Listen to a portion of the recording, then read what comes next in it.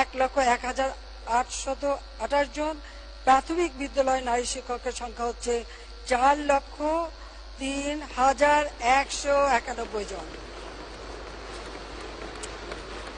সেখানে প্রথমবার যখন সরকারি ছিলাম তখন একটা নির্দেশ দিয়েছিলাম প্রাথমিক বিদ্যালয়ে 60% অন্তত নারী শিক্ষক থাকবে, তার ফলে আজকে এটা হচ্ছে। তাছাড়া ভালনারেবল উইমেন বেনিফিট বিডব্লিউবি কার্যক্রমের আওতায় 18,20,000 নারী আর্থিক সুবিধা পাচ্ছে। নারীদের আর্থিক বিকাশের লক্ষ্যে করমুক্ত আয় সীমা, আমরা বিশেষ করে মহিলাদের জন্য একটু বিশেষ সুবিধা দেওয়া হচ্ছে। এই যে করমুক্ত আয় সীমা, এটা 4 লক্ষ টাকা নির্ধারণ করা হয়েছে। ধন্যবাদ মাননীয় অর্থমন্ত্রীকে যেটা করেছেন বলে। তারপর নারী উদ্যোক্তা আমরা সৃষ্টি করছি। জয়িতা ফাউন্ডেশন, মাননীয় স্পিকার আপনি যখন মহিলা মন্ত্রণালয়ে ছিলেন এটা তখন করেছিলেন, সেখানেও মেয়েরা কাজ করার সুযোগ পাচ্ছে। নারীদের যারা কাজ করে আমরা ডে কেয়ার সেন্টার করে দিচ্ছি, একেবারে সচিবালয় থেকে বিভিন্ন জায়গায় যে ডে কেয়ার সেন্টার, এই উদ্যোগটা আমরাই নিয়েছিলাম এবং আমরা তা করে দিয়েছি। আমরা চাই যে আমাদের খাদ্য নিরাপত্তার জন্য নিশ্চিত থাকি, কারণ পেটে খেলে পিঠে সয় কথায় বলে। ইতিমধ্যে আমরা 96 সালে এসে গবেষণার উপর গুরুত্ব দিই, আর তার শুভ ফলটা দেশবাসী আজকে পাচ্ছে। আজকে বিভিন্ন প্রকার উন্নত প্রতিকূলতা সহিষ্ণু জাত উদ্ভাবন হচ্ছে।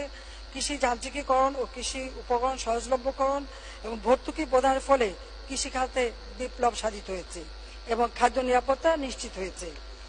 আমরা বিভিন্নভাবে খাদ্য উৎপাদন বৃদ্ধির দিকে দৃষ্টি দিয়েছি এবং আমাদের যে মঙ্গাবৃত এলাকার জীবন মানও আজকে উন্নত হয়েছে।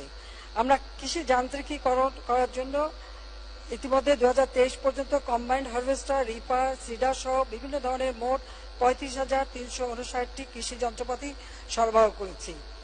কৃষিকে আমরা আধুনিক এবং যান্ত্রিকীকরণ করতে চাই। আর কৃষিতে যে সেচ, সেটারও ব্যবস্থা আমরা নিচ্ছি এবং ধীরে ধীরে আমরা সোলার প্যানেলের মাধ্যমে এই সেচ কার্য যাতে হয় তার পদক্ষেপ আমরা নেব।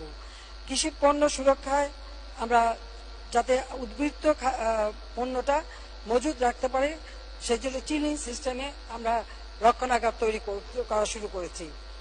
এখানে সার্বিক উৎপাদন বৃদ্ধির পাশাপাশি কৃষি পণ্যের উৎপাদন ব্যয় কমিয়ে ভোক্তার ক্রয় ক্ষমতার মধ্যে রাখার লক্ষ্যে আমরা এবারের বাজেটে 17,000